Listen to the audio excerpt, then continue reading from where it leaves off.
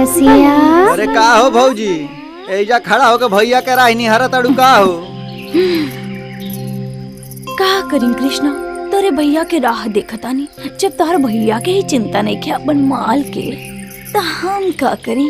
ए भौजी, अरे काहे के अपन जवानी एजा व्यर्थ में गवावा ताड़ू हो? अरे अपन कपड़ा लत्ता पैक कर, भैया के लगे पहुँच जा शहर में। अरे हम तोरे भैया के लगे चल जाए तो सौतन के बुरा न लागे। सौतन? और नहीं तो का? तोहरा का कैसे पता कि भैया के लगे सौतन बा? हम सब जानतानी। अब तू खुद ही के देख लो, गाँव के ऐसा कौनो बैंक बा जेमे तोहार खाता नहीं के खुले? अरे कबहू ये बैंक में भी खाता खुल ले? अच्छा, कोनो स्पेशल ऑफर बा का हो? हाँ हाँ, काहे नहीं? तब तो बुझाता कि तोहरा बैंक में आज खाता खोल ही के पड़ी। चलो तोहरा बैंक में खाता खोल देंगे। अरे बैंक के हम खुद ही मालिक हैं। तू आवत सही, रोज खुलवा ले। ए बाबू कृष्णा, बुझाता खाई। चलो आज खाता खोलो इनकी बैंक में। भौजी रे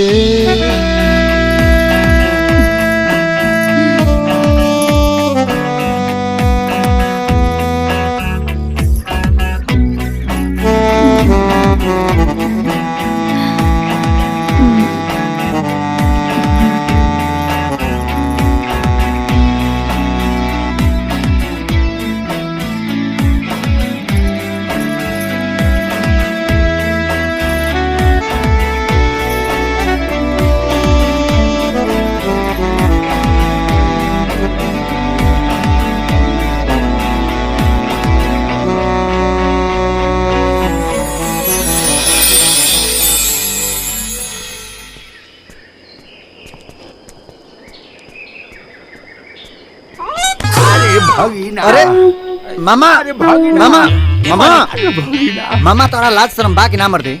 जब देखो तब गोड़वे में गिर जाला। गांव के लोग देखी तो का कहीं मर दे कि मामा हो के भैने की पैर में गिरल बड़ो। अरे भगीना, हमार किसान कन्हैया।